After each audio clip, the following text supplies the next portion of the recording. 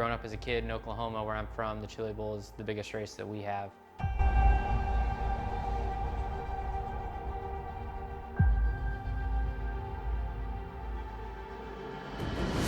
The Chili Bowl has kind of been my favorite race of the year.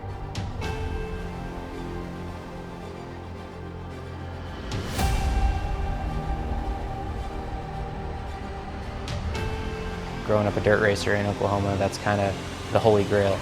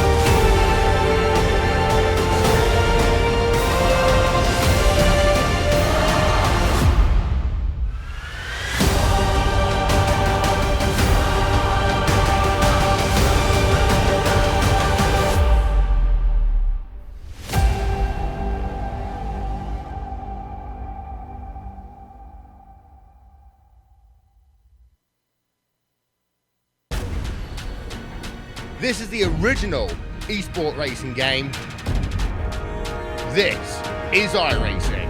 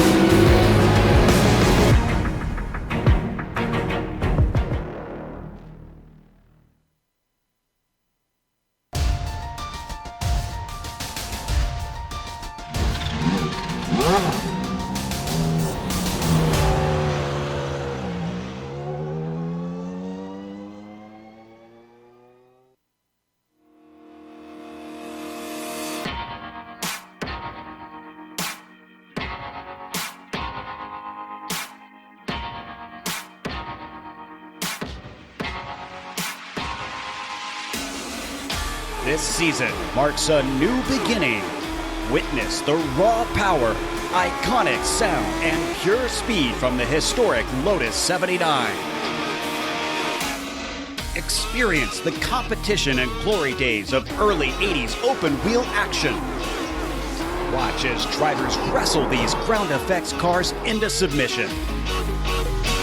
Drivers will face off wheel to wheel. For some, it's a chance at redemption.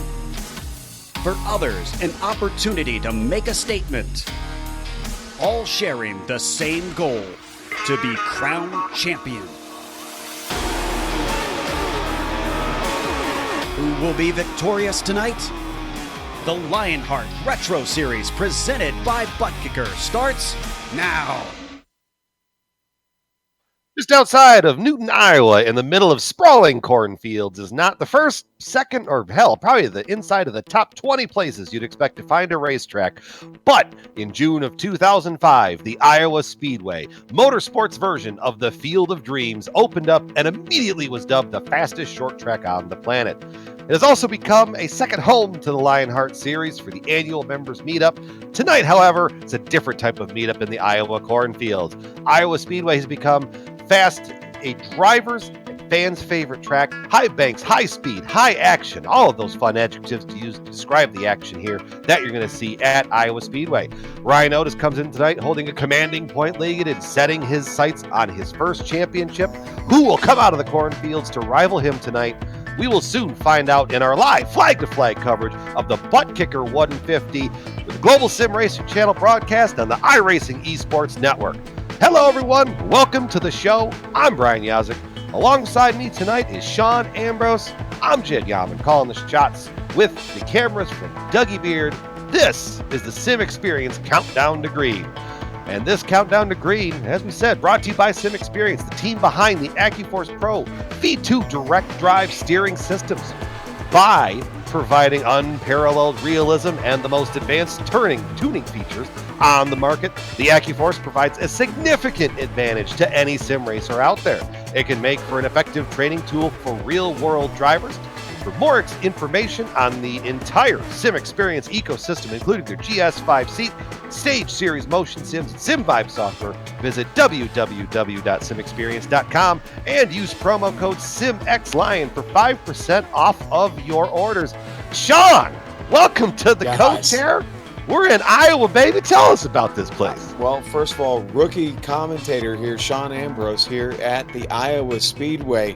Brian, much like last week's track, Michigan, this track has 4 turns with an asphalt surface. So that's where the similarity actually begins and ends. It's only 0.875 miles, 1.4 kilometers on the Euro clock, folks. Banking 12 to 14 degrees here in the turns.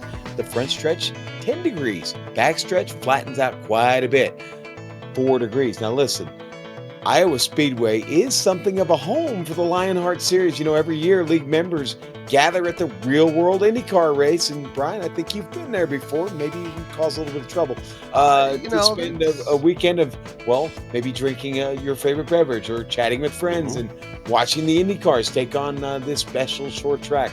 One of America's newest racetracks, Iowa Speedway, is located right there in Newton, just as you were talking about a moment ago, Brian. It's been in operation since 2006 and designed and built under the auspices of NASCAR champion Rusty Wallace at a cost of approximately $70 million. That's not small potatoes, but, well, folks, it really kind of is. But in recent years, it's become a bastion for open-wheel action in the Midwest and one of Lionheart's favorite tracks.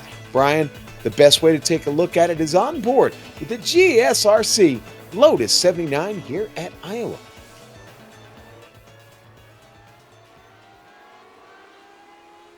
Hello, everyone, and welcome to the Global Sim Racing Channel. I'm Brian Yazek, taking you for a spin around the Iowa Speedway in the classic Lotus 79. So without further ado, here we go. Iowa Speedway is a fun, almost 9/10 of a mile speedway right out in the middle of cornfield America. Down here into turn 1, let it kind of float over that bump and then cut it down, find the yellow line for the hot lap. Kind of maybe for these cars, maybe run down the backstretch, middle of that. You don't need to go all the way up to the wall. Down here into turn 3, let it just roll out of the gas, maybe a hair. Catch the bottom, float it, and then driving it on out.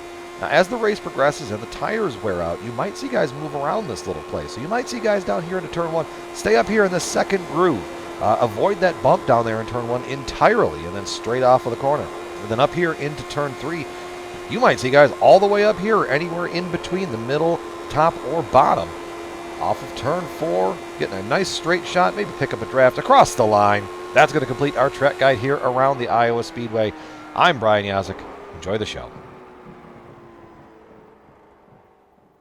And there you see riding around in the Iowa Speedway in the GSRC Lotus 79. You notice just as the car turns off into turn 1, those last set of grandstands, the second bleachers up, that's where the big beat up sits every single year. So it's a whole lot of fun.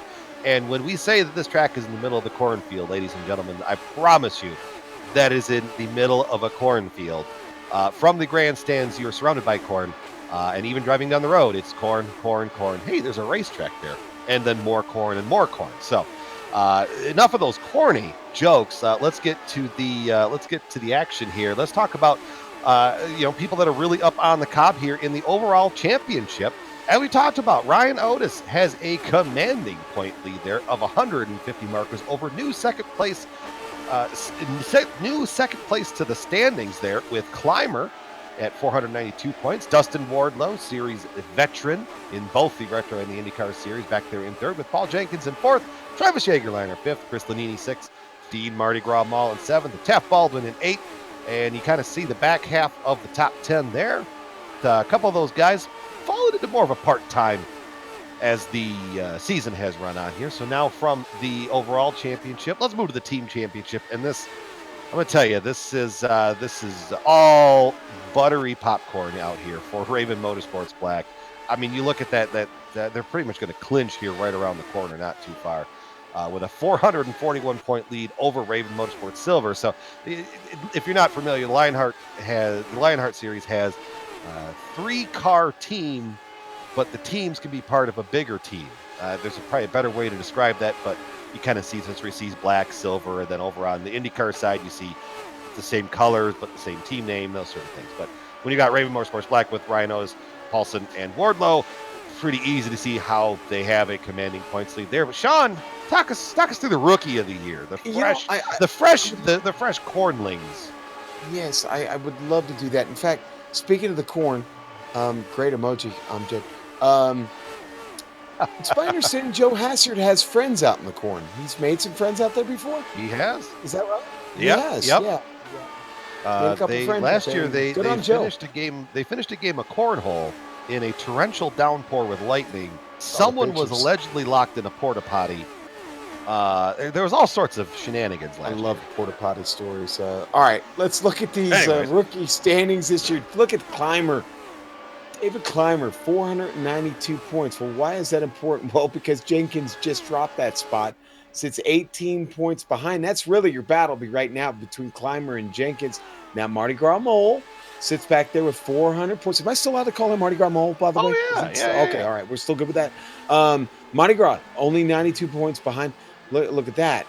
Nipping at his heels, Taft Baldwin. Yes, the riding shotgun driver sitting there only 2 points behind. And, you've got it's really tight at the top, actually, Brian. As we look down through these points, you see Dalton, Sage Karam. Sage's availability hurts him here in the standings. Certainly anything but a rookie by the fact that he is a real life IndyCar driver. Mark Cohn, the watchman there, tied right now with Block.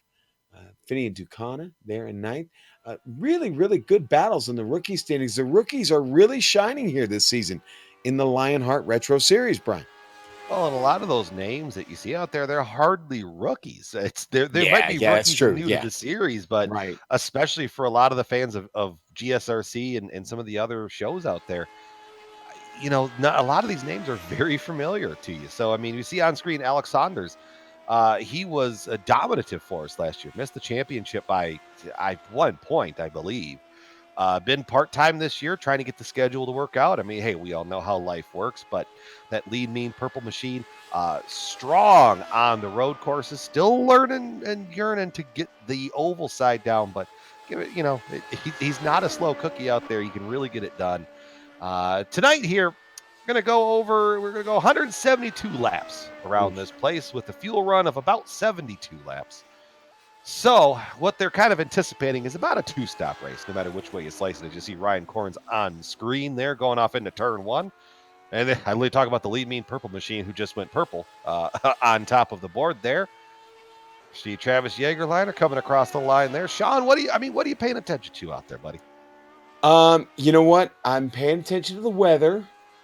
To be really honest with you, it's a clear evening here in Iowa. The sun is starting to set. This qualifying still has 3 minutes left in it. Several drivers still need to take their time. It's only 80 degrees on track, Brian. I don't expect it to get much warmer than that this evening. So track conditions should be really, really prime for some great racing this evening. But we have a fairly busy field, and well, as you know, in these retro cars, just the Lotus 79, just like the Indy car, they're open wheel, and wheel-to-wheel action can result in spins, which generally collect a yellow flag. Brian, did you bring your flags with you this evening, sir? The flags are stationary and ready to go. Excellent. That's good stuff. So I think you may need that yellow flag this evening, but I'll tell you what, looking at the early results here in qualifying, George and Zaldo here up in fourth in qualifying. Ryan Otis just went to the pole. I guess that's not a huge surprise. Ryan driving his, I know you guys don't talk about it much, but driving his spirit animal. So he once revealed that to me, and I kind of never let it go. So every time I see him in the Lotus 79, I think everybody in the field has very little chance. So because that Otis guy is he's pretty good. He's not bad. So you're talking about just something that you get cozy with, and that car becomes one with you. All right. Yeah, I like think he that. is definitely one with the Lotus 79. He Again, he definitely revealed is. that to me some time ago. You know, of course, we're littered with stats here from the Lionheart Retro Series, from the IndyCar Series as well. This is the third time this track has shown up on the schedule. It's making its third appearance here in 2019. It's been on the schedule each season, and so this is the third season here. Mike Goodman's had back-to-back poles here at Iowa, but the pole sitters actually never won a race, Brian. Yes, I mean that's a trend that we picked up last week at Michigan, that the pole sitter has never won at Michigan, and Dustin Wardlow, who was the pole sitter in a good way, or fortunate for him, was the pole sitter last week, and then the curse befell him, and was not able to make it towards victory lane. And that same streak is riding for the Iowa Speedway. So right now, if you're Ryan Otis out there, you might. My hoping maybe you should have backed it off a little bit, Or maybe somebody start knocks you second. off the pole. Yeah, that's what you're Yeah. hoping for. But you see Taft Baldwin completing the line there. See where he slots in, somewhere about 20th on the grid. Chris Lanini firing around on the speedway. He's 18th. He's finished up on that Yep, he side. And just look at finished the up, Brian. spread there. I mean, look at the spread here that we're talking about. it's Ryan Otis crazy. at a provisional pole right now. We're gonna pretty much call that a pole because I don't think anybody else is running. And he is at a 1954. And you go back to top 23 in times is all within 2/10. That's the sharp end of the stick, boys and girls. That's how that was done. Indeed. And qualifying is over. And who presents qualifying? That's butt kicker for us, isn't that, Sean? Brian, it certainly is. And Butt Kicker, Butt Kicker products can add instant immersion to any game. Unlike a subwoofer that moves air and loses accuracy and force when it moves that air, Butt Kicker products move actual mass, producing a haptic immersion that's powerful and accurate. Butt Kicker produces but I messed that up. Butt Kicker products add that missing driver-to-car connection, bringing more realism and immersion to your sessions. See all the family of products at thebuttkicker.com. How do you spell Butt Kicker? BUTTKICKER. That's thebuttkicker.com. Use the promo code. They've got a special promo code for you when you get there, Lion25, to get 25% off your order. Folks, 25% off an order is really, really nothing to sneeze at. In fact, if you have $1 and you get 25% off, you only spent 75 cents. So here we go to the grid, Brian. Yeah, let's go to the grid. We talked about it. Ryan Otis on pole. Alex Saunders to his outside. Mike Eleanor Rigney there in the third spot with George Anzaldo, series founder, in the fourth position. Inside of row number 3 is JP Winchittle with Mark Cohn, the watchman, to his outside. Scott Holmes, 7th. Ryan Corns, 8th. David Clymer, 9th. And rounding out your top 10, the Candyman can, Dustin Wardlow. All right, Brian. And then row 6. It's Adam Young, riding shotgun's own Dean Mardi Gras Mole. And then we go on to row 7. Chad Dalton, Tyson Landis, making a surprise appearance this evening. Well, that would be Andrew Kinsella, and he's going to sit right next to Paul Jenkins on the start, Brian. Then we drop back to row 17. You've got Eric Block and Chris Lanini. Then go down to row 10. Well, that's going to be Joshua Gaiman and Taft Baldwin, another riding shotgun driver there. In the 21st spot is David Altman with James Paulson to his outside. 23rd to Robert Blue and Lionel Little Train Callisto. 24th, 25th to Cody Eldred. Finian Ducana in 26th to Travis Jagerliner, 27th. Frank Beeser rounding out your field in the 28th spot. So let's, Sean. Oh, excuse me. There we had a little sneeze action. Let's talk about while we're here, while we got 2 pace laps to play with. Let's go over our series details, and the series details presented by Minus 273, the premier name in karting gloves. Industry-leading gloves are super lightweight, durable, made from breathable poly spandex. I know you know what that is, Sean. Whether you're a kart sim racer, minus 273 gives you the control to reach victory lane.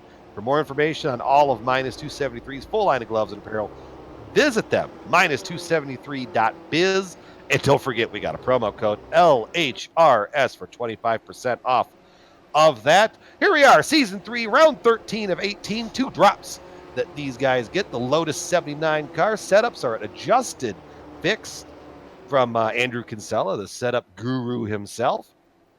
Cash and prizes totaling over $7,000. Sean, I hope you brought it. I hope you're ready here, buddy. This is going to get interesting. I'm ready, man. I'm ready. Whereas I could probably wear spandex again, I do not own any anymore. I was not wearing any last night or Sunday night, so it's probably a really comforting thought for me. George Anzaldo there in the clipping that Apex camera. Tef Baldwin over the left shoulder in the butt kicker camera. And here we go. Pace car is off. Ryan Otis is on it. Green flag is in the air, and we're away at Iowa. The butt kicker 150 is on and ready to go. Unfortunately, though, Dustin Wardlow, the Candyman, connection issues, dropping him right before the green flag, giving everybody behind him cause for celebration, getting moved up one spot there. But out front, it's Ryan Otis coming off a turn 4 with Saunders sniffing his draft to lead lap 1. Rigney, Cone, Winchittle back here, all in their own little battle. Rigney coming around on the top side, really close to the wall up there.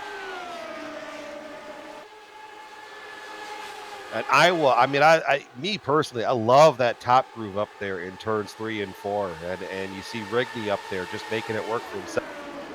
Ooh, that was almost contact between Rigney and Cone there, Brian. Maybe a little bit of wheel to wheel. Clear-ish. Don't overlook the driver of that number 39, the Watchman, tied in the series, and this is a stat I found very a good omen for Mark Cohn. The tied for series wins this season with Sage Karam and Ryan Otis at 2 apiece. I mean, that's impressive for Mark Cohn to be mentioned in those. In that same breath there. That's pretty good for him. I wonder which timepiece adorns the wrist for this race this evening. I have a hunch, and I don't think I can give it away. Speaking of that, Mark Cohn just went purple. Fastest lap of the Speedway so far. I mean, we've been helping him with some sponsorship proposals, so we might have a hunch of what's coming down the pipeline there for the Watchman. All right. The Swiss is, of course, a great auto racing sponsor. I think American made. Okay, all right. We'll see. It's a big, good battle right there. Dean Mardi Gras Mall taking the 10th spot, or defending the 10th spot away from Adam Young. Trying to get that low line going there in turns 3 and 4. You see just behind him that green machine there on the screen. That's Andrew Kinsella, making a rare one-off appearance in the Retro Series. Moving up pretty well here so far. He's picked up 2.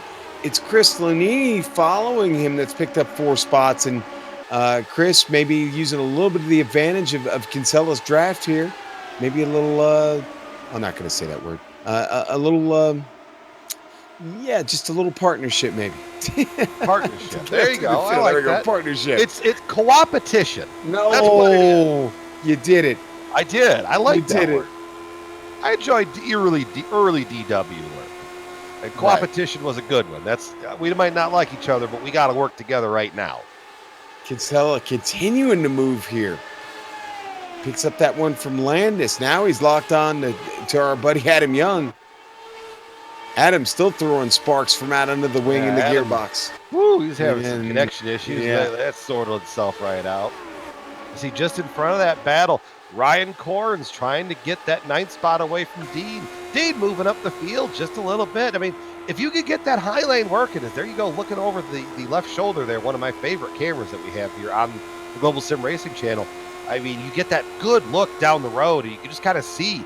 But here at Iowa, especially in these lower, the high downforce, the ground effect cars that don't produce the horsepower that you might be used to seeing on Wednesday nights, the momentum is absolutely huge here at Iowa. Boy, Kinsella on the outside, right up against the wall. That's the only place he had to go to get around Combs. I mean, it worked. Well, have a catch. That's what. Have a catch. Yeah, That's Soup right. calls him that on Yeah. Wednesday night. Do you know why? Other than it rhyming together, I don't know. Ray Kinsella, the Black Sox of 1909? Yeah, 1909 Black Sox. Was that the White Sox team that was found for cheating? Indeed. Is that what the nickname Yes. more it was? Indeed. He's Okay. also the Ray Kinsella that comes from the corn in Fielded. yes. So we've now tied this all together. We perfectly. have Ah, at see, there it Iowa, is. of all Beautiful. places, at Iowa. Beautiful. We're just popping kernels of knowledge tonight here. Pretty much single file throughout the top half of the field. You're not missing much. Ryan happy. Otis still continues to lead with Alexander second, George Anzaldo in third with Mark Cohn fourth, and JP Winchittle rounding out the top five. You see getting a good action shot here of Otis swinging that thing high, wide, and handsome off of the final corner. Sean, what you spotting back there in the pack?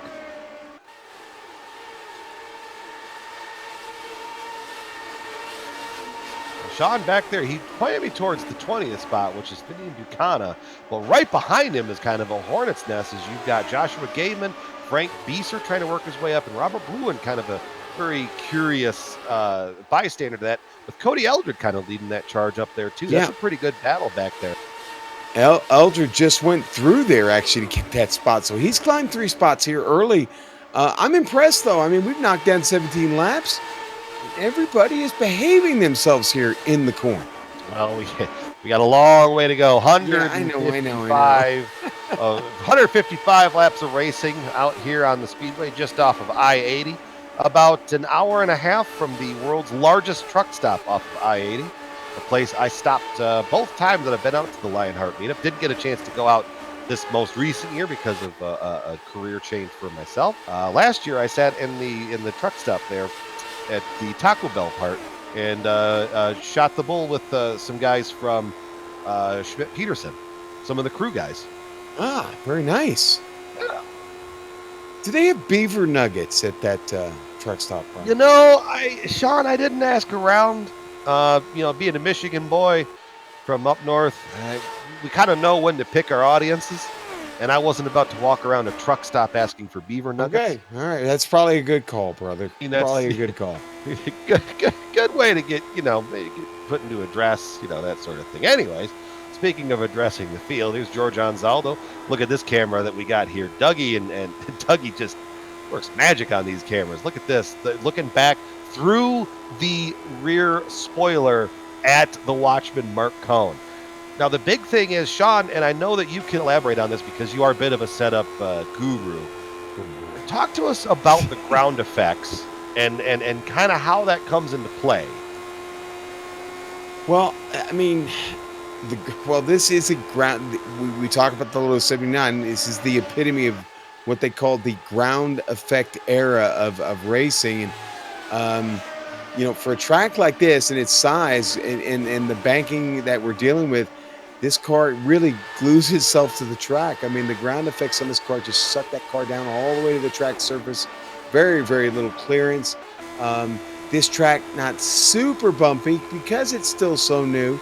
That's why we're seeing 19-second laps, Brian. I made the comment about the Indy cars at Richmond last night about jet fighters in a gymnasium, quote unquote jet fighters in a gymnasium, because I certainly didn't come up with that. We really have somewhat of the same effect here as we go on board with Mardi Gras, with Andrew Kinsella continuing to pull up through the field, and Kinsella showing why he's been a champion. Brian, he continues his charge now up to 10th, and it looks like 9th is just a matter of working this thing out getting around Mardi Gras. Yeah, I mean, you see Andrew working his way up. Yeah, he started in the 15th spot up to 10th. He's really shucking his way through the field here and making it look easy. And the thing is, it's really not easy to pass because you get the ground effects like what Sean was talking about. But the car does also pick up some aero push tendencies. So you kind of try to balance both of those things out. So you see Andrew up there, he's in the high stock area, and really trying to get as much clean air as he can and keeping the most momentum that he can get built up there. As we're looking just over this right front suspension piece going down the front stretch, you can kind of watch here into turn one. He's going to drive it in probably a lane higher than Mardi Gras, or 2 lanes higher. Goodness gracious. Really build up that head of steam and then get a big run down the backstretch. Oh, we're still very much mean green and underway here at Iowa Speedway, and it's pretty much line to stern. I'm not really seeing many side-by-side battles at this point, and honestly, I wonder how long it's going to be before Otis catches the back of this field, which right now sees Travis Jaegerlein sitting at the back of the field in the number 44. Yeah, you're absolutely right. There's a lot of kernels of truth there. I mean, he is catching up to the back of the field. Iowa can kind of develop into a conveyor belt, if you will. Especially when it gets filtered in and it starts running, because we are just shy of probably halfway through a fuel run.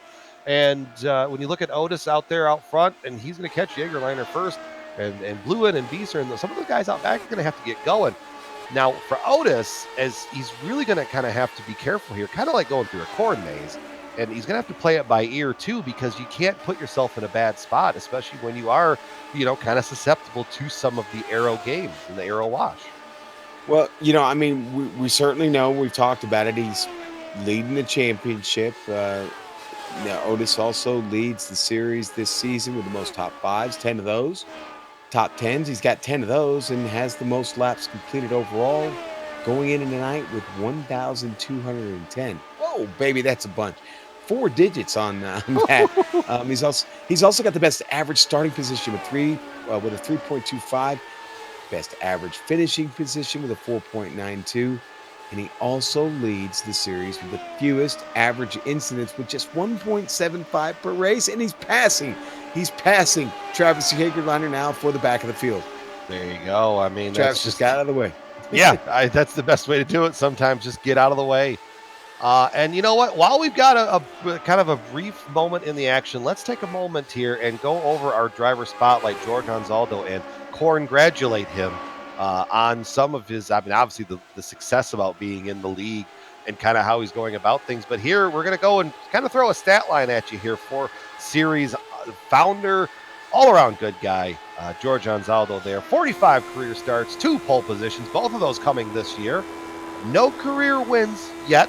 George, he's pretty feisty in these Lotus 79. Coming soon. Hashtag soon. Hashtag soon. 2 top 5s, 10 top 10s. Obviously, his first start was in Series 1 at Homestead with the best finish of 3rd in Homestead earlier this year. And I remember he got out of the car and he was just absolutely happy just to get out there and get out to get the season started and try to really butter up some success this year. And then a couple bad races in a row, but he's still just trucking along here. How long are we going to keep going with the corn puns? 135 laps to go here in the Iowa Speedway. I think the only one we've left out is salt. Have we used salt for anything yet? Will we need salt tonight for maybe in Victory Lane? Well, I tried pouring some salt on some battery one time, and that didn't work out for me. Yeah, no, that's not good. If I remember my chemistry class correctly. Yeah, I don't have to be Heisenberg to understand that one. I love the Heisenberg reference. Brian? Sir. You know what? We're at serious risk of having a bootleg race break out here. At the rate these guys are getting around. We could be done in just a few minutes. Could be off to bed for me really soon. Yeah, you had a pretty busy day flying around, and you were surfing, and then you're at Iron Maiden. And I think about that and I get tired, so I don't even know how you did it. Well, you have to celebrate turning a half a century somehow. So, yeah. Why not throw yourself in the pit with people that are less than half your age and very pent up with lots of adrenaline and maybe even some with a little bit of anger. That was fun. I'm a little sore, Brian. Yeah. Well, someone who isn't sore right now, Taft Baldwin, as we're kind of going over this basically, I'm going to call it the spoiler cam, or the wing cam, because that's kind of where it is we're looking over on that butt kicker camera from Taft. Right now in the 17th position.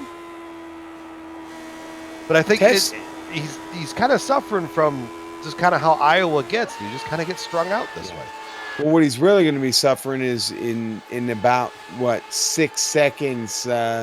He's 6 seconds removed from right now Otis getting up there. I mean, Otis has already knocked down a few. And if anybody could use a yellow right about now, I think it's probably Taft Baldwin, because it's not that he's running bad. He's just got a bad qualifying effort. Found himself back in the field. He's picked up a few spots, but honestly, Brian, like I said, it probably would be one of those drivers that would hope we'd see some laundry here in a moment. I don't know if we're going to get it. They have really set themselves apart pretty well. Yeah, and I mean, everybody's about running the same pace. Yeah. Everybody's about spaced out the same.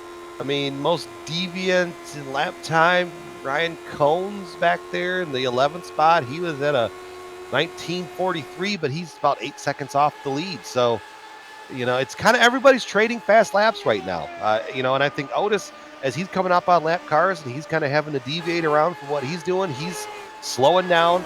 And then as Saunders might catch up a little bit, he has closed the gap just a hair. As you see that purple machine coming into frame, getting by the lap traffic of Robert Blue. And I think Alex, talk about that. I think Alex just went purple again, if I'm not mistaken.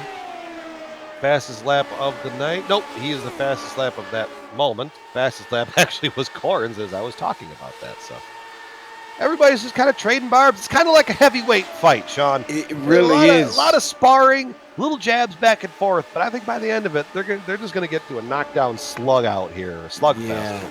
And I don't think they can really go any more than about 72 laps on a tank. I mean, that's absolute max. Well, I think several drivers will start thinking about pit stops here at about 20.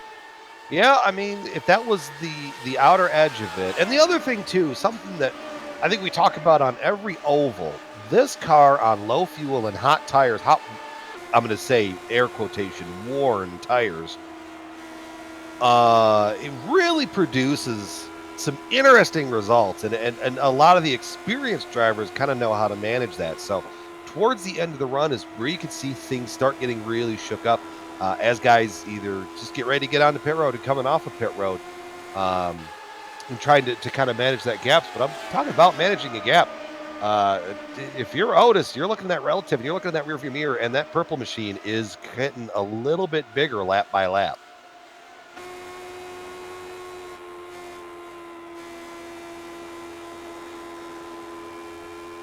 Let's see. So right now, the only drivers that have fallen from this race, just two cars, Eric Block, Dustin Wardlow. Looks like Dustin didn't get started tonight. Possibly no, he had some connection issues, and in our Lionheart chat, he posted a very spirited series of messages. Very upset. And when your passion and your hobbies just mess with you, it's just not fun. What do we got on screen here? Is that Mark Cohn? It is getting a run at things here. Kind is. Who watches the watchman? Here he comes. To the inside, Mark Cohn looking for third spot over George Anzaldo. George is going to have that top run and the momentum, but here comes Mark diving back into the outside, or down to the inside, trying to get that run. Car is going to get a little bit tight, wash out, and George is just going to motor on and keep the spot.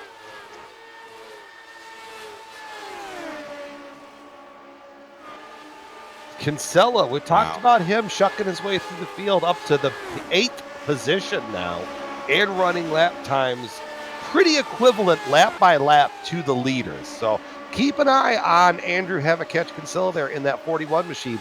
I think as this race gets closer to the conclusion and that pay window starts to open up, that's when you're going to see that 41 really rise as the cream to the crop, if we will. There's another corn expression that I'm trying to work in there. Yeah, I get it. And you're not buying. You're not helping me here. I like cream corn, by the way.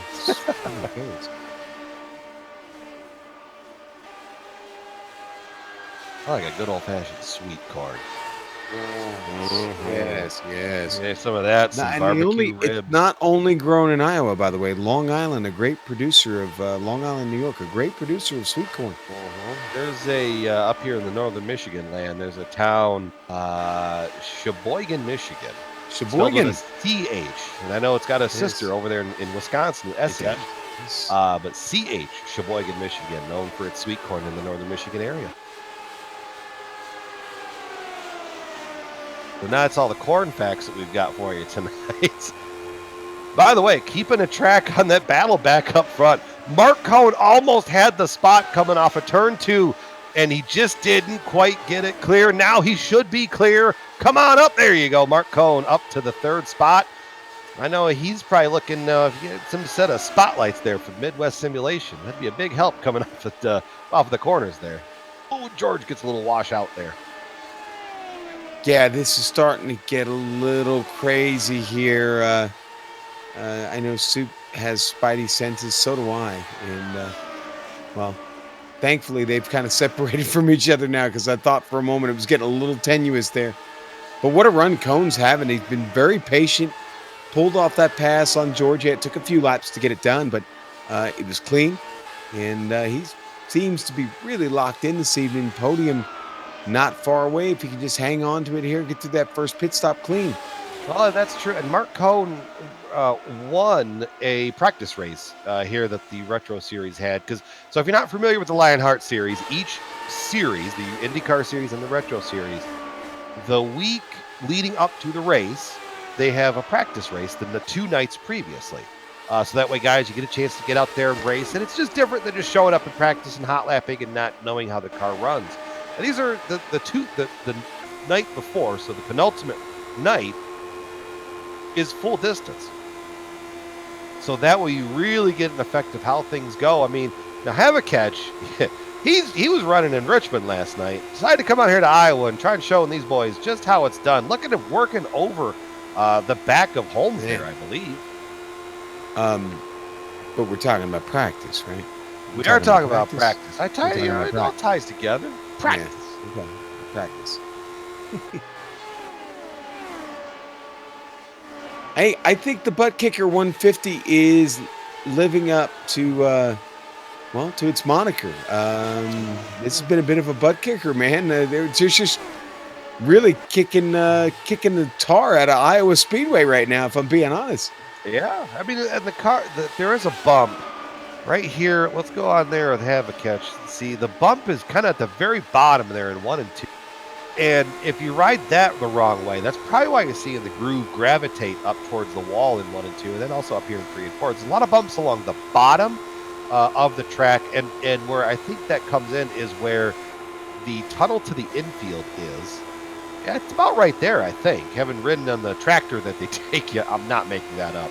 The tractor ride that they take you from the parking lot under the track into the infield, I believe the tunnel is right about there. So with the harsh Midwestern winters that everybody gets, the asphalt, it grows and it expands and it contracts and it does all these different things. And that's what creates these bumps and these ripples. As Saunders is heading to pit road on lap 69. Oh boy, here we go. Calling his shot right now. No, he did.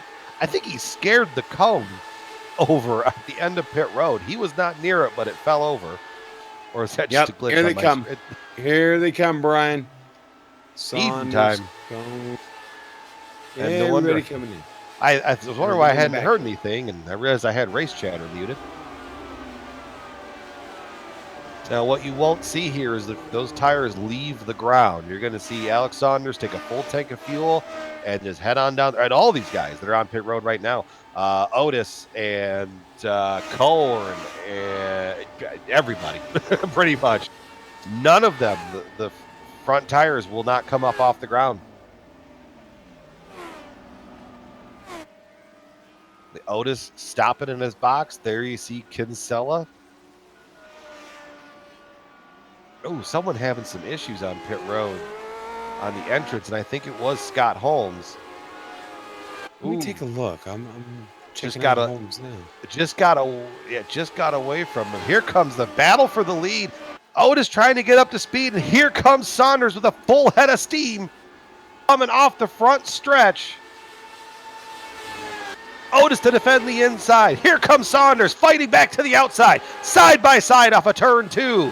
Give that spot temporarily to Otis. Saunders still fighting on the outside, still trying to make it work, but the bottom line is going to prevail for the moment. But here comes Saunders, the big head of steam on that run. Give it to Saunders on that lap. Now, can he defend to the bottom? Try to clear that spot away, pinching down just a little bit, but he's going to get the run off of the corner. Alex Saunders to the lead.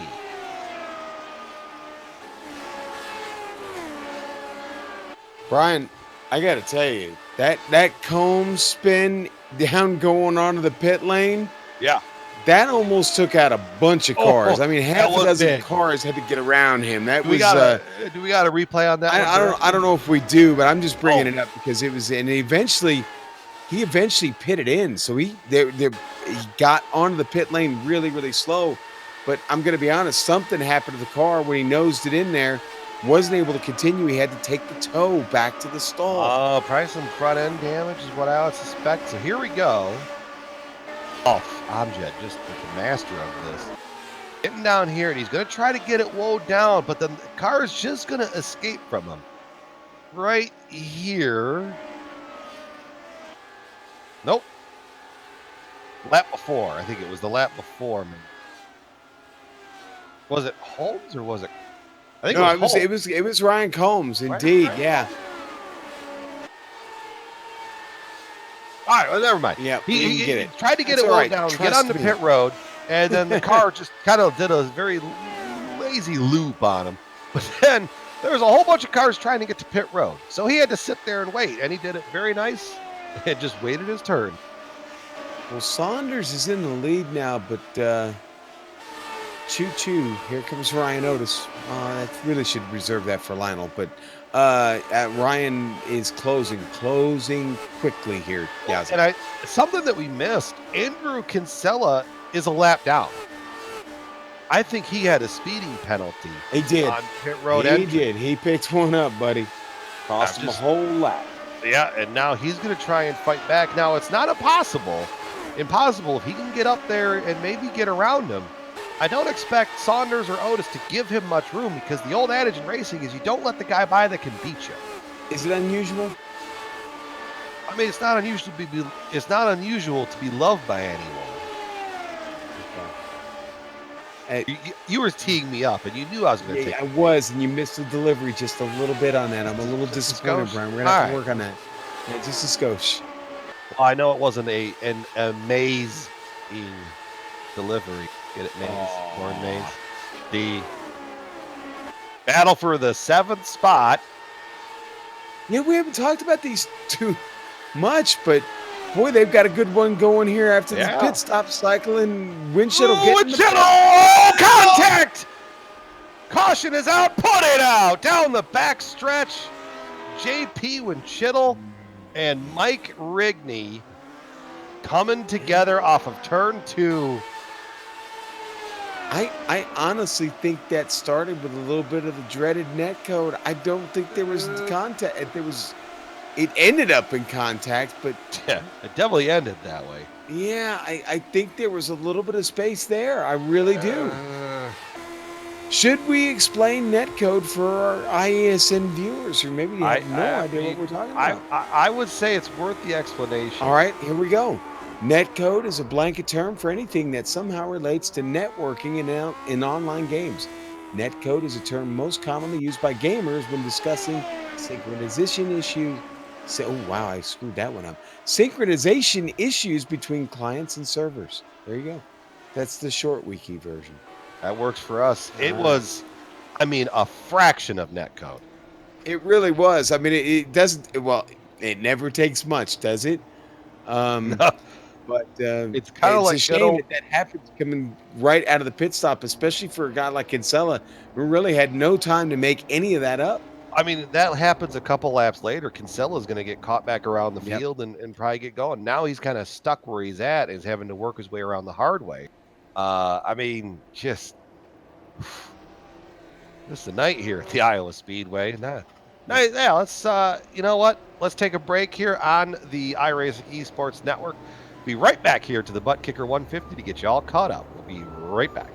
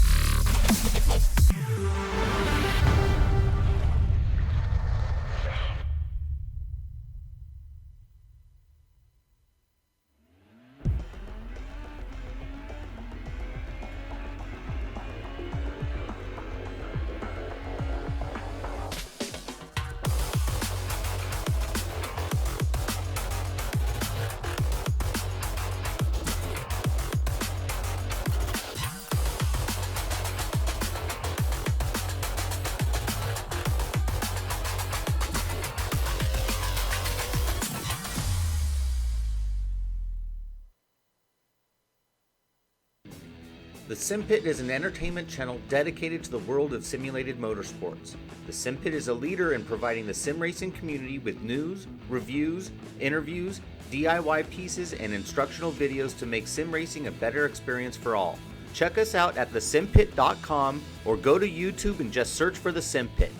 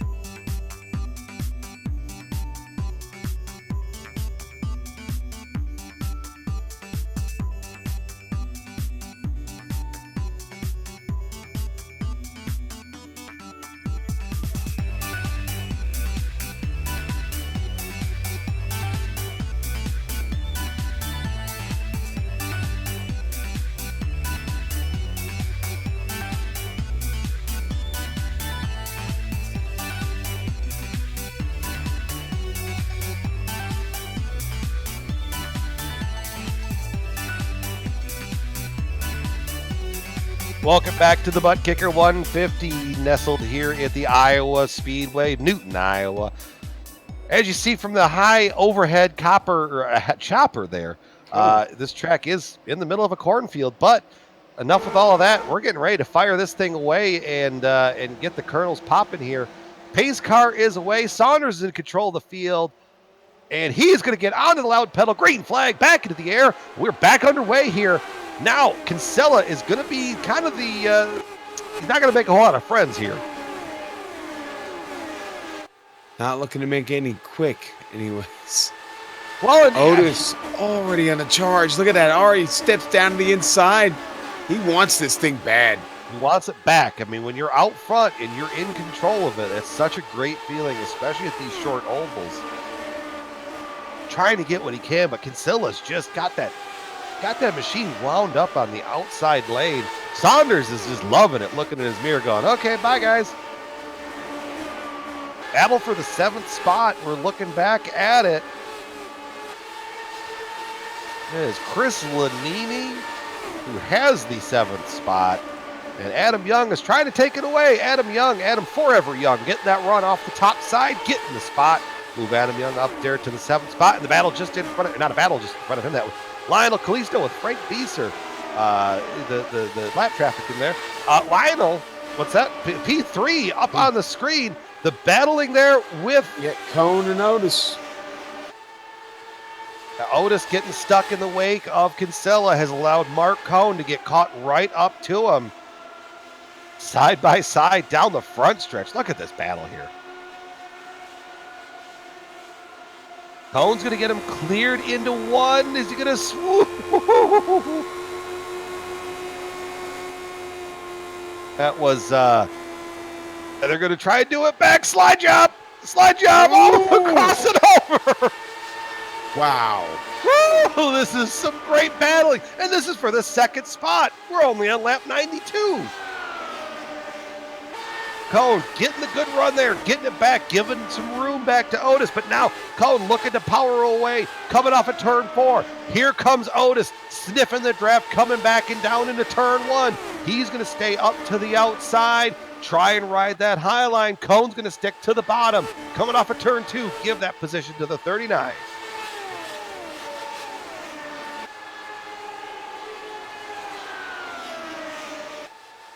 Still riding around there. It's all happening behind Alex Saunders. Yep.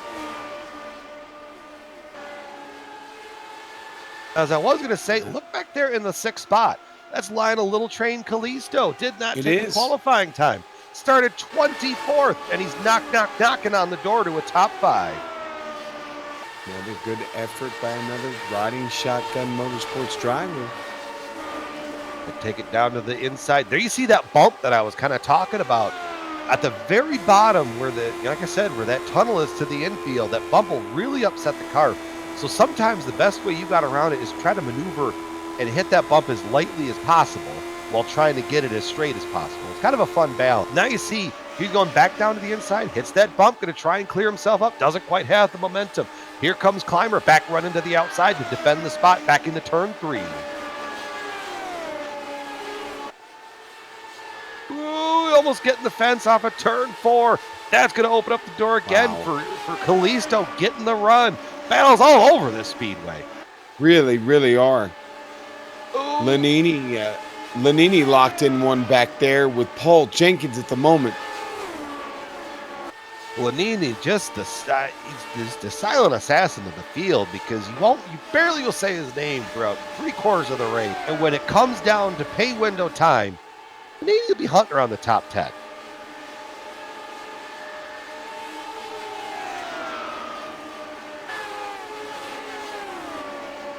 Back out front, Callisto has completed the pass around David Clymer. So move Little Train right up there to the top 5 and coming.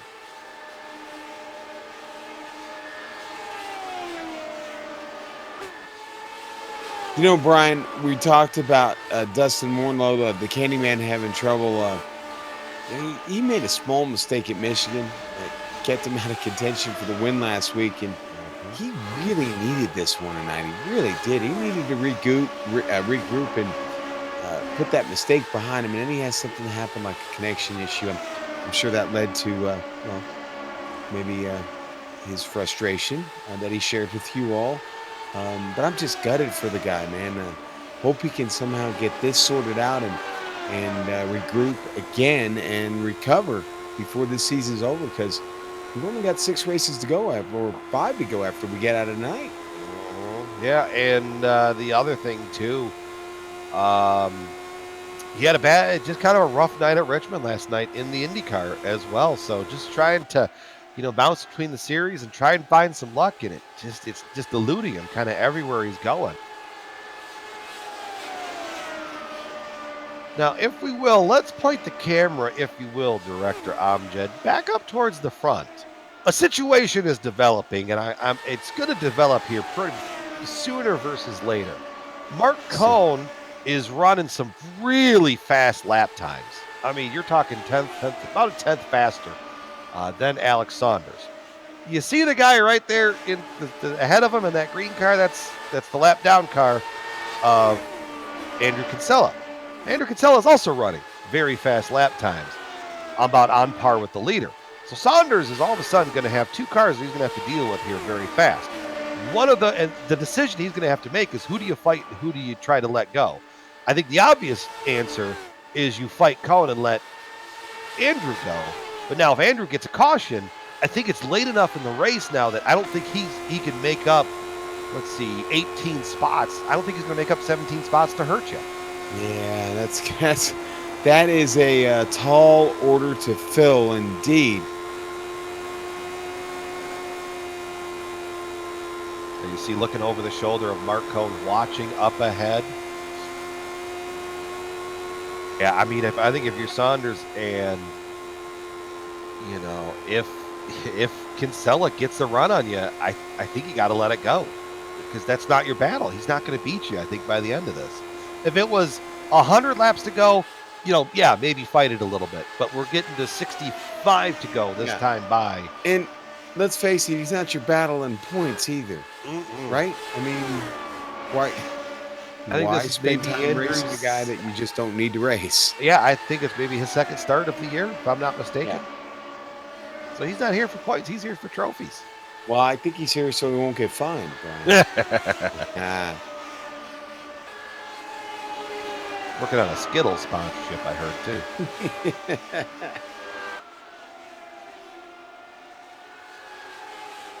We'll keep an eye on that as that battle starts to probably heat up here in just a little bit, but kind of surfing back through the field.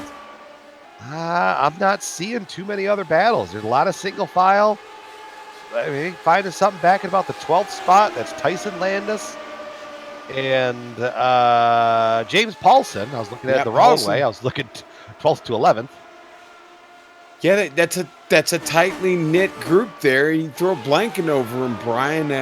When you look at Combs, Landis, Paulson, David Altman, Chad Dalton, they're all just spread, really, honestly, about 7/10 of a second. And it is spread really thin out there, just kind of like butter on a nice piece of sweet corn. And you see that last time by, though, Landis ran up near the wall, and Paulson ran dang near down the bottom of the track, and they came down the middle of the backstretch, basically right where they were at each other. And here they go again. Landis running high, Paulson kind of running the middle.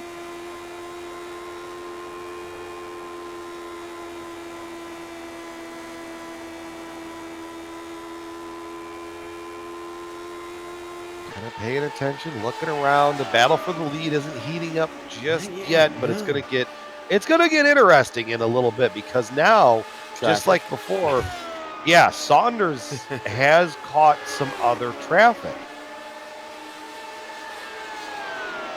And that's going to be, I think that's absolutely going to be a factor. It's going to bring these two together. And Otis is going to get another shot at getting back up to that pack where he probably feels like he belongs, to be honest. Yeah, absolutely. I agree with that. See, now, I mean, Saunders is making some moves, trying to put some cars in between. Now Mark Cohn having to do with Andrew Kinsella pretty much head on. They've worked their way around the other machine of Travis Jagerleiter. Here comes Cohn down to the inside, and he's going to try to use Blewin as a pick, maybe. That's a bold strategy. 3 wide into turn 3. Cohn clearing himself up and coming back down to defend. That was a veteran move right there. That was very, very smart driving out of that 39 machine. And that was a veteran move by Robert Blewin, if you ask me. I mean, he did a good job of managing that traffic as they sped on past him. Robert's been around the series, I feel like, forever. And I think he knows, woohoo, here comes Kinsella. I think he wisely backed out of that one because he saw what was coming. There's Gaiman trying to kind of stay out of the way, but that kind of messed up Mark because now here comes Andrew running at it again, making that run from the top side, going to get a big draft down the front stretch. Pit window is open. Whenever it comes, if you're trying to hit that window, we're probably 20 laps away from pit stops. But if we get a caution anywhere inside of this window, the pit roads are open. We're going to get to the end of it, top it off of Imperial gallons of fuel. Imperial gallons, yes. Yes. Do any of us know what that means? Well, why don't you tell us, Sean? Well, the U.S. liquid gallon is defined as 321 cubic inches and equates to approximately 3.75 liters. 1 imperial gallon is equivalent to approximately 1.2 U.S. liquid gallons. The U.S. dry gallon is a measurement historically applied to a volume of grain or other dry commodities, such as maybe even corn. There you go. Battle for the 7th spot on track. Adam Young, Chris Lanini. Chris Lanini recently setting the fastest lap of the race at 19:25. So remember we said at the onset of the race, the track tempo was around 84. It's about 81 right now. Track's cooling off. Race is heating up. It's going to get real exciting here over the final 50 laps. 50? Yeah. That's We're it? trucking through this thing, man. 50? We are chucking through this race. It is amazing, again, amazing the pace that we have here on the track. I was a little slow on the uptick on that one. I got it. It's all right. I mean, not everybody can be a cornhole absorbing all of these puns. There you go. Lanini's getting it 3 wide. Yeah. Fluid just has to look out to his left side and go, I'm 3 wide again. Come on, guys.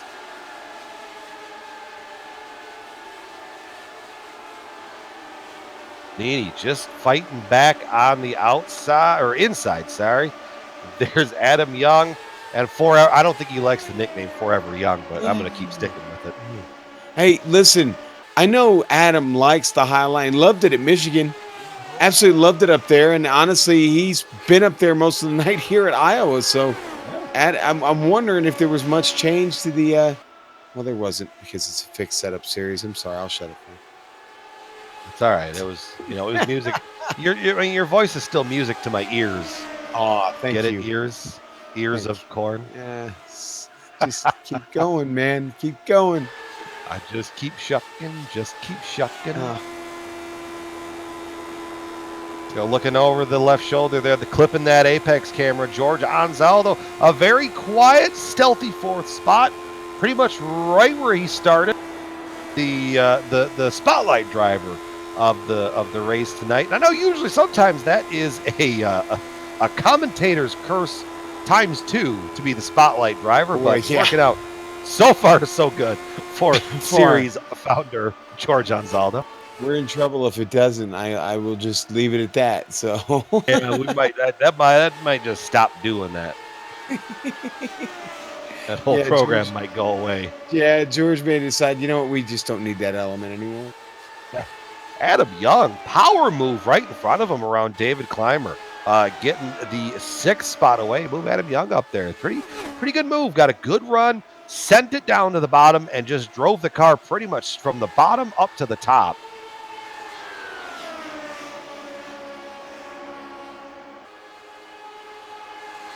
Back out. Where are we looking at here? Oh, we're looking at this battle. That's Lionel Little Train Callisto. He's going to be making a run here at George Anzaldo, winding up that number 6 machine. Sean, Dandy Dan Guerin there in chat's telling you up the irons. Yeah. Thanks, Dan. They were upped very, very high. Otis getting there to traffic, and boy, he made a really, really evasive move late to get around. He used every bit of that slipstream he could to his advantage to get himself around Cody Eldred. And Eldred being, kind of in a lap down machine, there's so many spots to run, and you kind of be right in the way too. So you kind of be the worst of both markets as you're trying to get through there. It's just so many spots you could be on the track and still be somewhat competitive because they're not expecting you to just roll out of the way. So I've been accused of swallowing a frog. Is it really that bad? Is the voice really that off, Brian? No. I would say, you've cornered the market really on that distinguished voice. Still amazing to me. I keep setting him up. I keep setting him up, and he just keeps knocking him down. Yeah. Guess you could say sixth place heating up. I guess you could say I'm a unicorn. On. Yeah. Which I found out has a very drastic different meaning than what I thought it meant a while ago. Man, Callisto, Young, Clymer. Don't forget about Lanini just kind of lurking in the background there. Yeah, I told you, he's just silently working his way through there. And every time I hear Little Train, I always think of Long Train Running. The Doobie Brothers. It was indeed, yes. I don't every single time I was thinking of just a bass line from that song.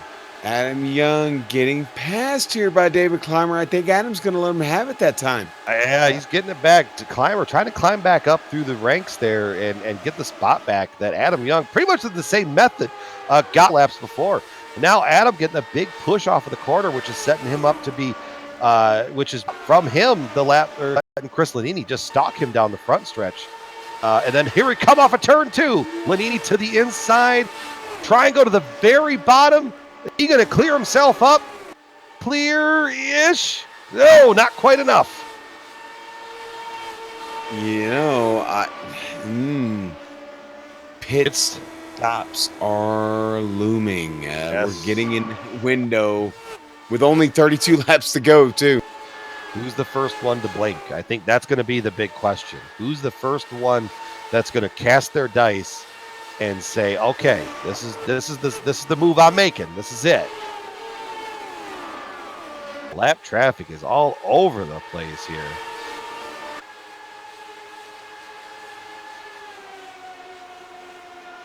You know what they say out here in the Iowa Speedway? You got to listen because you got to be careful.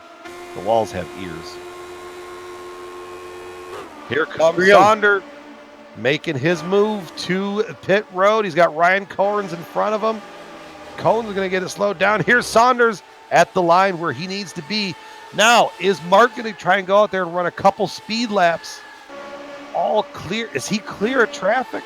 Is he coming with? He's coming with it. I think if Mark Cohn had clean air, I think you would have seen him go for it there. But now you really only need a splash of Imperial fuel to get to the end of this race. There's that Kalisto just behind him entering pit road as well. Yeah, a bunch of cars now in there. Of course, Altman, Joshua Gaiman. Adam Saunders. Young is rolling off.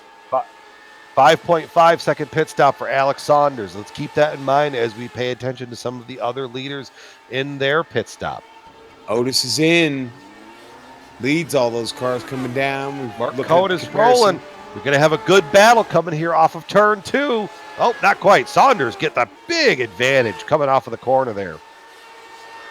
What was the gap? Saunders 5.5. So it was about half a second on pit road in the pit box. Oh, caution is out. Put it out. It's a 58 in turns 3 and 4, I think. I think you're right. Tyson Landis finds trouble, Brian. Oh, trying to get on pit road, get it woed down, and the car just, it overcorrects. This changes everything. Right now, I have Chris Lanini as the leader, probably rolling around on fumes. That's pretty much the same spin we saw earlier, is it not, that brought out the first caution? You're absolutely right. Different part of pit road. Well, I'm sorry. Actually, no, that was the Combs spin. It did not bring out a caution, actually. All those cars had avoided him going in. Yep. It's just that was the quick overreact that went back out there. That's what shot that in there. I see 4 cars on the lead lap because of that caution. Yeah, we've only had 2, but boy, they have been inopportune for guys trying to make up ground on this track, Brian. I mean, yeah, you're gutted for Mark Cohn. I mean, these guys have not put a wheel wrong all night. Make their pit stop, and just an untimely caution bites them.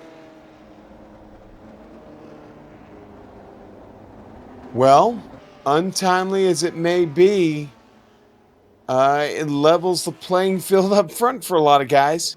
It does. I mean, there's going to be a ton of wave rounds here, so that's going to be interesting to pay attention to. But like I said, your battle for the win here is going to be Chris Lanini, Finian Ducana, James Paulson, and Chad Dalton.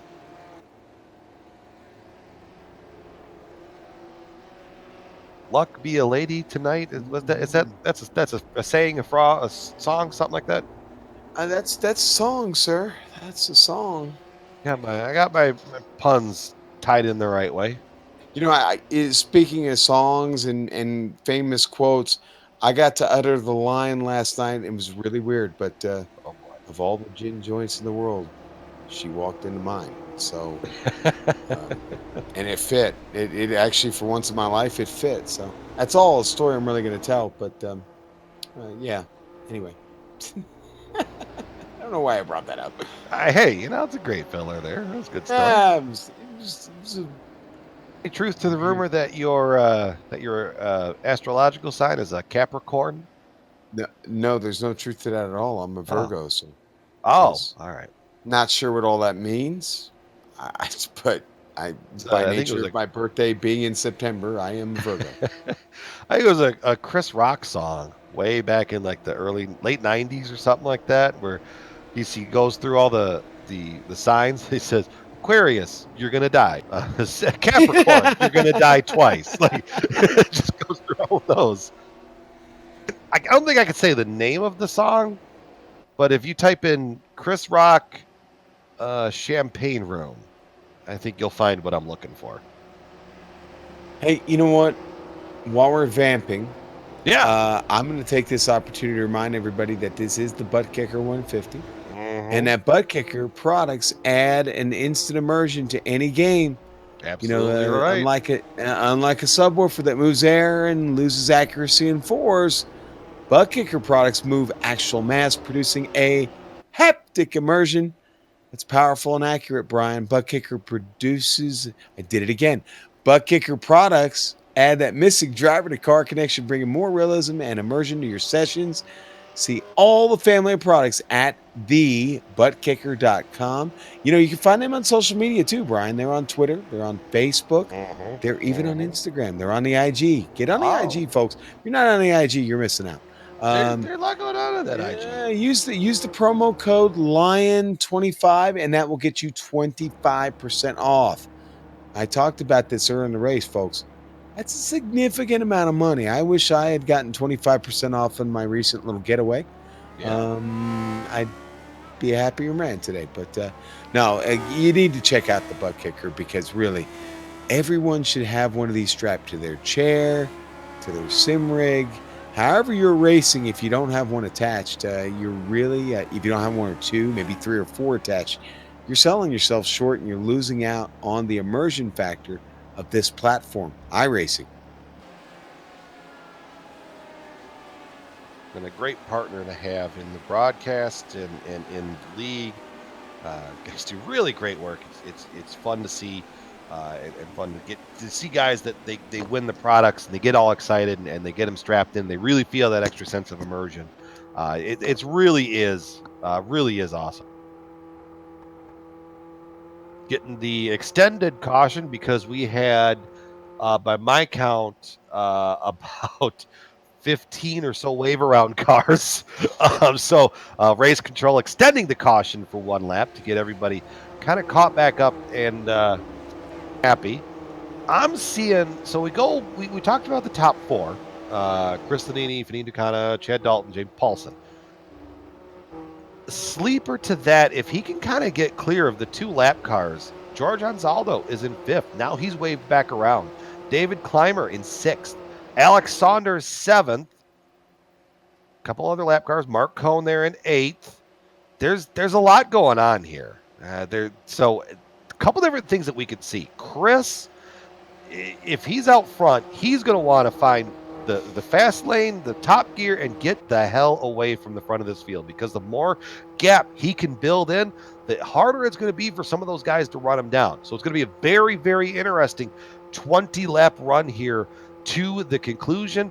And we're going to bring it all to you here on the iRacing Esports Network. Chris Lanini onto the loud pedal. Green flag back into the air. Down the front stretch. 20 laps to go at Iowa. Don't blink, kids. You'll miss it. Chris getting a big jump down into turn one. Here comes Finian getting a run back, sniffing that draft off of the backstretch, getting right down low. Now these cars have really low fuel, just enough to get to the end of it. But they've also got hot tires that haven't been changed. Who can manage this over the next set of laps? Right now, Lanini is showing his cards to the bottom. Here comes Finian down to the inside into turn three. I was worried about Anzalo back there in 5th. He'd kind of gotten a bit of a slow start. He's finally able to break away from Clymer and Saunders, who are in a really big battle back there. Mark Cohn in the thick of that. Oh, and he makes contact. Cohn with contact with Clymer's in the wall. Turn 2, big shunt in the turn 2. Oh, and Otis is in that, and Otis's car is wedged up into the wall, up into that safer barrier. A toe is the only thing that's going to get him off the track. There was a lot going on there. Wow. There was an accident ahead of the scene. Yeah, I called Clymer. It wasn't Clymer. It was one of the lap cars. It was a purple and yellow. There was... Yeah, so Holmes, on my screen, I think he reacts and he goes to spin. The purple car is Joshua Gaiman. Was he the start? Yeah, they were 3 wide, and Clymer just kind of bumps into him. And that's what sends that all around. And it's just... Otis had nowhere to go there. Otis just got pinched all the way. I'm just funneled right into that mess. Here's Little Train.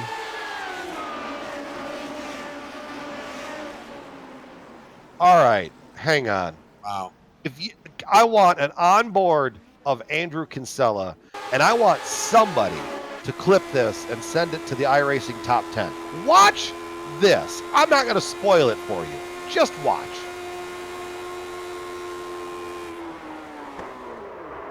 Could be eligible for the top 10. It's nothing. It's nothing. Amazing. All that carnage and somehow... Well, that's how you win championships. Honestly, I'm not. There's no shtick or fibbing in that. I mean, it takes a little bit of luck, maybe sometimes a lot of luck, depending on how you win the championship. But again, he's out fighting for it here. But, geez, what a break! That was. I went back and watched that. How did the hell did he slide through that and not hit anybody? Someone's got to clip that and send that to iRacing Top 10. That's one of the best saves I think I've ever seen on the service. We should have 2 entries for September. We had the finish at Michigan, and then we should have this one. Well, we're going to find out soon, Brian, because soon. hashtag soon, as we all know, the month of September is only 4 days away from being over, and then we are in October. Halloween is right around the corner. Pumpkin spice everything. Man, it's been pumpkin spice everything for 60 days now. Are you kidding me? I think I saw Santa somewhere, and in the back corner of a store, like they're getting ready, and I'm like, no. So, I got a few weird looks from some kids in the airport this morning, actually. Oh, so. Yeah, it happens, man. I don't know what to tell you. They look at me, they see the beard. You get that confused look like, Mom, Dad, what am I looking at here? Santa's an Iron Maiden fan, kids. Yeah, exactly. I had one of those shirts on this morning. Yeah, and I'm not exactly, I don't exactly have the Santa bod going these days, so they think I'm like in training or something, right? They see me. It's the off season for Santa. That's they're offering me bagels and stuff. Here, Santa, you need to eat up. They feel sorry for me. Of course I said no. No, I'm kidding.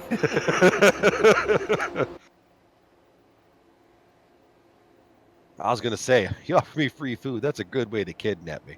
I did. True story. I did meet a kid this morning who was going. His grandmother was taking him to Knoxbury Farm out here in California. Awesome. They were flying from Phoenix. It was his 6th birthday. Oh, Knoxbury Farm. Yeah. Adorable kid, and I was getting to go on a plane ride to go to Knoxbury Farm for the day. So, yeah. Legendary Knoxbury fried chicken. I gave him a GSRC sticker. Nice. I don't even have a GSRC sticker. Well, we got to fix that. Yeah. I heard there's actually a GSRC store somewhere that has stickers at the store. But that's what I heard. It's out there. Probably Google it. GSRC store, Global Sim Racing Channel store. I need to find some of that. I got some swag I need to. There is some swag. I've been told that there is swag out there floating around. I feel like I should get a commentator's discount on that. We might might be able to work that out for you. Can I get my own promo code? Put it out for Oof. 10%. We may have to make that just a promo code, period. We'll have like a half a dozen of them, and that's one of them. Works for me. Let's get to it. Coming to 12 laps to go. Chris Ladini still in charge. Finian making a good charge behind him. That's also going to bunch up the rest of the pack, though. So these folks, stay tuned. Stay in your seats. Don't go anywhere. This is going to be interesting. Chris Ladini on the loud pedal. Green flag back into the air. We are away once again at Iowa. Chris bringing it all the way down, trying to break the draft and escape into turn one.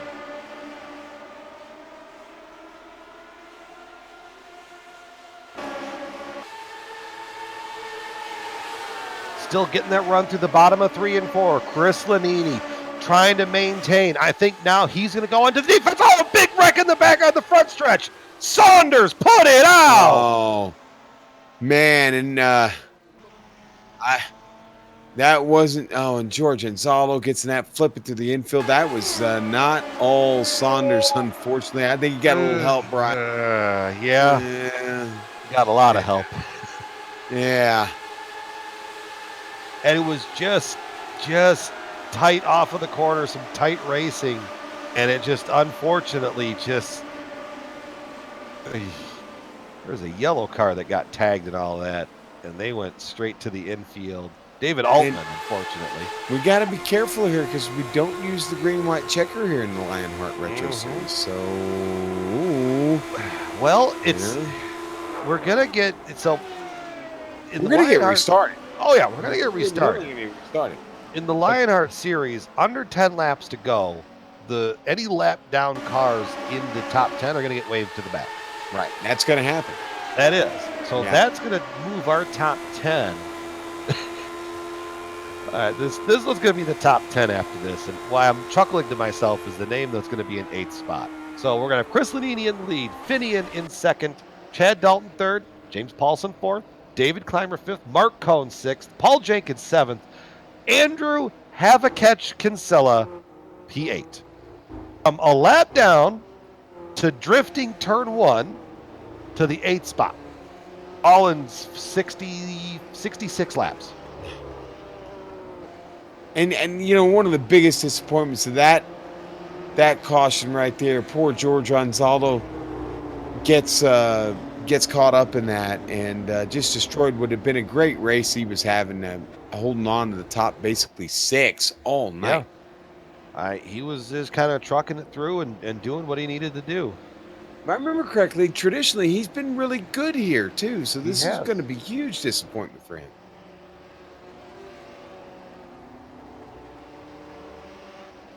George loves the Iowa Speedway. I think it's the site of his IndyCar win, if I'm not mistaken, as well. It is. It is. Yes, it is. Special fondness to the Iowa Speedway on top of the members meetup. Yes, I was calling that race with Soup. It was back when I was still, in fact, on the call for the Lionheart IndyCar Series. It was me and a guy named Evan Pasoko who started that all off many years ago. Heard of him. Yeah. We actually, I called bootleg races with Evan at one time. I remember because I think that was fun. That was the tail end, air quotes, of his tenure at GSRC. Not like we didn't chase him out. He just paths went different ways. Busy. Yeah, he was busy. Because I remember some of that, and because I believe my very first. Well, you're an OG. You're an OG. I am an OG. My very first deal that I ever did for GSRC, I was the spotter for a bootleg race at Martinsville. With being Evan, right? Yep. Yeah. And then the next day, my first time that they put a microphone in my face was the Lionheart IndyCar 500, or Lionheart IndyCar Series Indy 500 with, I think, Michelle DeJong or Mitchell DeJong. There's Michelle. Yes. Won that race. And so it's so funny that I'm so that now I'm so integrated into the Lionheart culture because that was my first ever time that they're like, okay, talk, Brian. And I said, well, on pit road, and now here we are.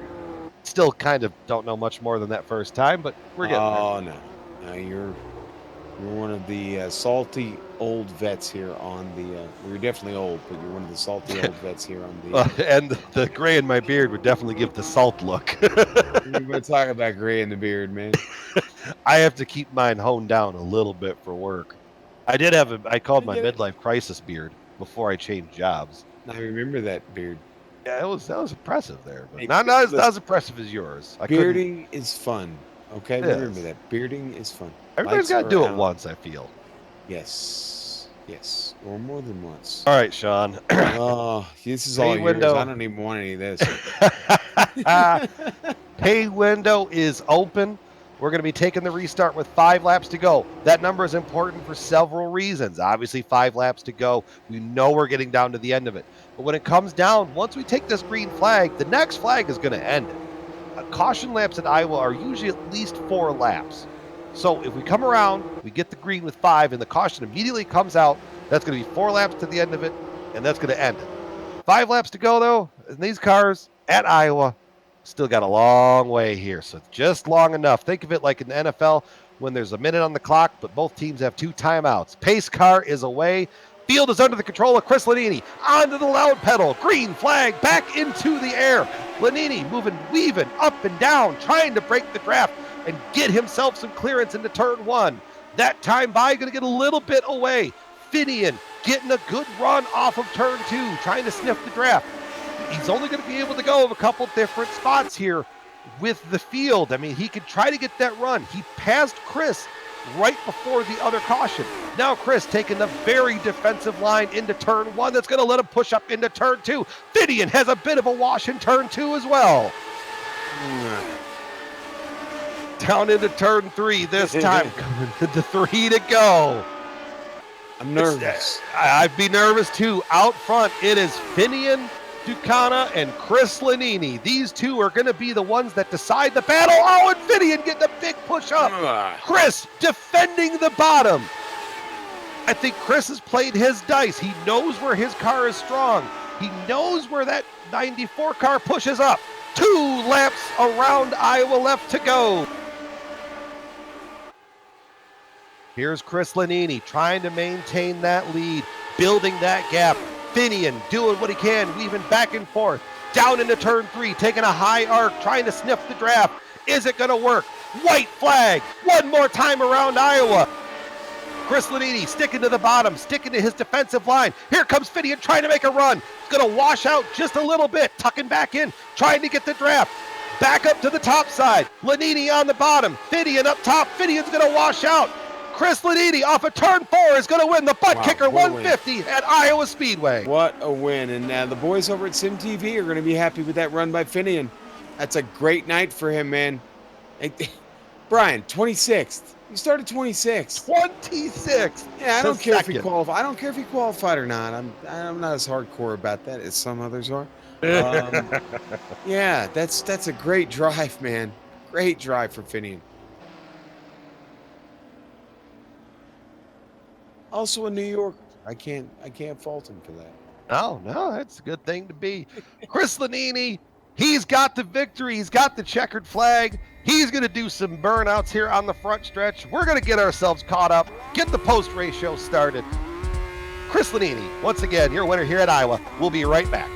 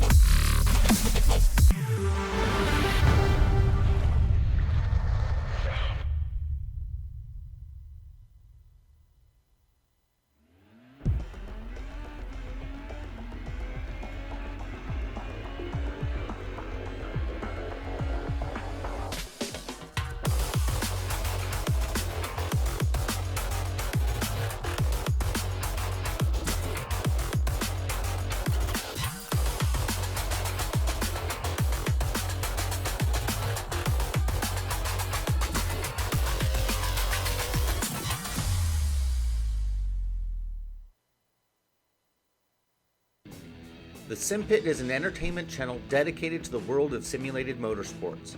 The Sim Pit is a leader in providing the sim racing community with news, reviews, interviews, DIY pieces, and instructional videos to make sim racing a better experience for all. Check us out at thesimpit.com or go to YouTube and just search for The Sim Pit.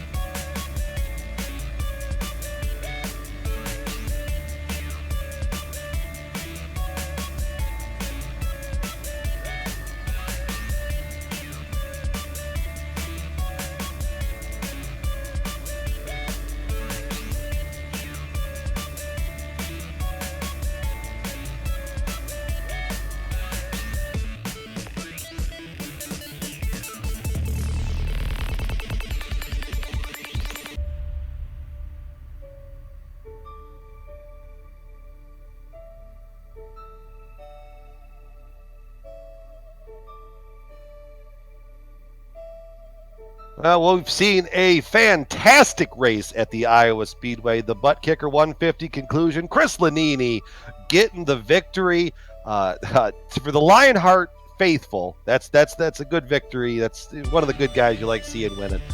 We got the post-race show going on now, presented by Plasma Tracks. And let me tell you, Sean, Plasma Tracks are, if you're looking for something in the motorsports fan life, it's more for something to fill out that life. Well, motorsports struggling to person in find your life. something for the person who has everything, really. Yeah, really, if you're struggling to find something for everybody. Plasma-tracks.com not only produces original racetrack wall art, motorsports trophies, home decor, and motorsports fabrication, also available as well. Words just do not do justice to the uniqueness in their work. I got to see the Cornhole Trophy that they put together last year for the Cornhole Championship. Phenomenal work. I absolutely would recommend it to anybody looking out there. But I tell you what, you go poking around there, and you're gonna need some help trying to convince your spouse why you need some plasma track wall art hanging in your house. See it all at plasma-tracks.com. Use the promo code LRS2019 to get 25% off of your order, which is going to bring us to the rundown presented by SimPit. SimPit, an entertainment channel dedicated to sim racing, focused to bring you the news and the reviews and the information from all around the world about sim racing hardware and software. Also talks about what it's like to be a better sim racer with instructional videos and how-tos that will help your performance on the virtual track. Check it all out at thesimpit.com. Chris Lanini bringing home the victory with Finian Ducana. There we go. I got it right that time. In second, Chad Dalton in third. Fourth, David Clymer. Mark Cohn rebounding after getting caught out on that caution to finish fifth. Andrew Kinsella sixth. Paul Jenkins seventh. Eighth to James Paulson. Ryan Corns in ninth, the first car one lap down. And 10th to Tyson Landis. It is Ryan Corns. Why did I think that was Combs all night? I can't see. I need better glasses. Okay, 11th is gonna be Frank Beezer. 12th, gonna go to Travis Jaegerliner. 13th, Robert Bluen. Cody Eldred's gonna come home in 14th tonight, Brian. D Mole, home Mardi Gras, finishes 15th. George Anzalo's got to settle for a 16th place finish tonight. Bad luck for him there late. Alex Saunders, 17th for him. David Altman, 18th. Adam Young had a great race early. unfortunately, that was early. So he'll finish 19th. 20th, going to go to the little train tonight. Lionel Calisto. I can't even talk anymore. Lionel Calisto. Ryan Otis, unfortunately, finishing in the blackjack position, 21st, getting caught up in that late race accident. 22nd to Scott Holmes. Joshua Gaiman, 23rd. 24th, JP Winchittle. Mike Eleanor Rigney in the 25th spot with Tapp Baldwin. 26th. 27th to Eric Block. And unfortunately, not getting a chance to see the green flag was the Candyman Dustin Wardlow there in the 9th spot. Just a rough night for him. But not a rough night for this guy, Chris Lanini, getting the victory here at Iowa. Chris, it all comes down to that final pit stop. What was the thought process in staying out?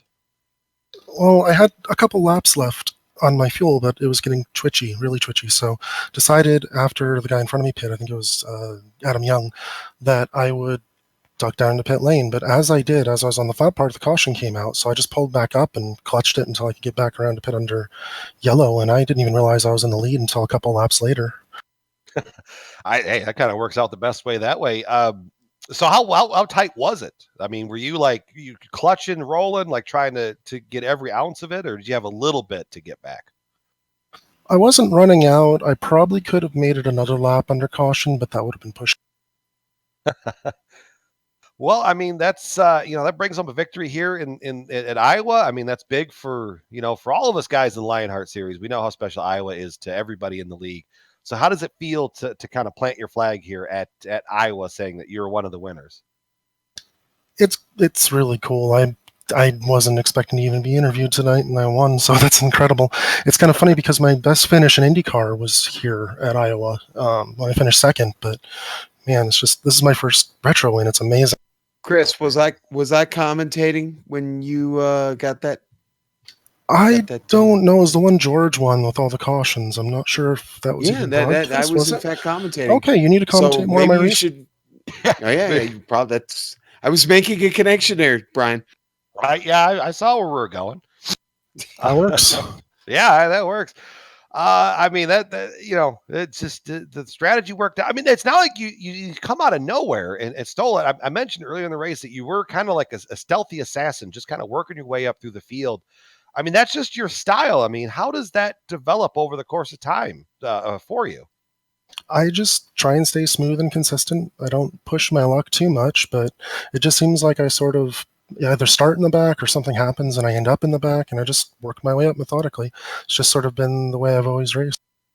Well, that's how that's sort of mentality. We got you over on the loud pedal side there on the IndyCar. So, Chris, we'll see you on down the road here at Road America. How you looking forward to that coming off of the win here? It is one of my favorite road courses. I'm not great in this car on the road, but I'm really looking forward to it because it's just a good track. Well, don't do what I did last year and blow it up into turn one trying to downshift. Yeah, I'll do my best. Really quickly, I'd like to say hi to my dad. I know he's watching this broadcast, and thank my two sponsors, Camart and Tardigrade Inferno. That's awesome, Chris. We'll see you on down the road. Congratulations once again. Thank you very much. Have a good night. That was the voice of Chris Lanini. What's that, Sean? Tardigrade Inferno. I'm going to do some Googling here in a minute. Well, tardigrade is that's a Star Trek Discovery reference, the tardigrade. So for all you Trekkies out there, my mind is swimming. Hey, we've got Finian, and Finian, listen, first question out of the box. I want you to say your last name for us, please. It is pronounced Dakuna. Dakuna. All right. I'll never get it I say it right maybe 60% of the time. It's better than most people, so I'll take it. All right. All right. With that. Finian, tell you what, man, I'm going to be honest. I haven't watched you run much this season, but when I've seen you run, you've been up there with the boys slinging it around, and tonight it paid off for you. What was the key to your strategy? Yeah, the key really was just staying out on fuel before that caution came out that threw everyone off guard. I was actually just about to pull into the pits, and I saw the caution lights come on, and I immediately pulled back out, threw the car into fifth gear, and just coasted back around. Because I thought, I wanted to try to make sure in case a caution came out, I was on the better end of it. and I stretched it as much as I could, and that pretty much gave me this top 5 finish and almost for the win too. But I didn't have enough for Lanini. Can I ask you a question about the track conditions / weather? All right, now it was pretty neutral, but as the race went on, we know this tire doesn't fall off a lot at many tracks. What were you feeling from these tires tonight? Yeah, actually, right before that caution, after the pretty decent green flag run, the second caution, the tires were amazing. They were really had a lot of heat in them, a lot of grip in them, and it was just glued to the track. And I was really enjoying the conditions, and it was fine like that. And then those last cautions at the end, it really made me lose a lot of heat in the tires. So I really couldn't do much for Chris at the end. So I think maybe if we didn't have those cautions at the end, I probably could have had a chance at him. But he gave me a run for the money at the end. Well, Finian, we know you're sponsored by SimTV. It's plastered all over the car, but who else is part of this effort for the team? First, I want to thank Tyler Graft for bringing me on board. I was looking for a team when I signed up for this series, and they had an open spot, and they welcomed me with open arms. Same thing with the Marcona and Cody Eldred. They all just welcomed me, and I pretty much became a part of the team immediately. And they're really fun to race with, and give me a lot of pointers, and I give them a lot of pointers, and it's a really good relationship. So I got to thank them for giving me this really good finish, and hopefully more to come later on. Has the Watchman dropped one of those timepieces on you yet? Do you get one of those for being on the team? I hope so. I haven't gotten it yet. Oh, Christmas is around the corner, so you never know. Hang around, maybe win a race, maybe he'll drop a watch on you, man. Finney, congratulations. Really great race this evening. Enjoyed calling it and enjoyed seeing you up there, buddy. Good luck when we see you again. Thank you. That's Finian, and now we're going to catch up with Chad Dalton rounding out the podium. Chad, I mean, that caution couldn't have worked out better for you to gain all that track position back. Yes, that was perfect. I don't know what happened, but I was so happy. Well, I mean, happy in a way. I didn't realize that I was going to end up sitting in third, though. I was quite surprised. Actually, it was funny. Dean and I were having a conversation, and Dean was like, "You've got to be in the top 5, right?" And I was like, "I don't know." And then I looked, and I was like, "Oh, I'm third." I mean, hey, surprising result. That works out. Works out nicely. Tell us kind of overall about the night there. I mean, I know Iowa in this car, you really got to try to keep the momentum up, and you have to try to keep the nose clean, which two things that don't often, coincide with each other. So, I mean, how is that challenge as the driver? Yeah, it was really challenging. In practice before the race, I actually felt okay with everything and thought I was going to be fine. Then I qualified 13th, which is honestly one of my better performances in qualifying for the year, and at least on the ovals. And so I was like, all right, maybe this will go well. And then just immediately dropped like a rock. It's like I had a parachute out of my car the whole first 50 laps or whatever, and went straight back to 22nd or somewhere in there.